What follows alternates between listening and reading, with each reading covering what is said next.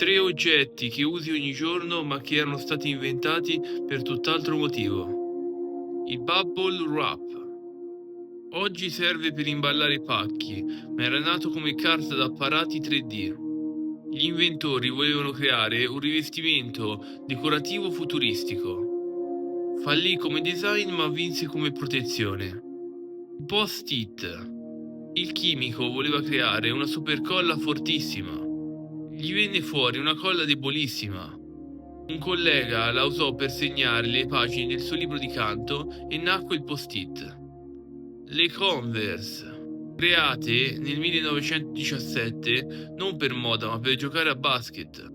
Il design moderno è rimasto quasi identico da allora. Tre invenzioni nate per caso che hanno cambiato il mondo. Seguimi su Fattimo per altri 60 secondi di curiosità incredibili.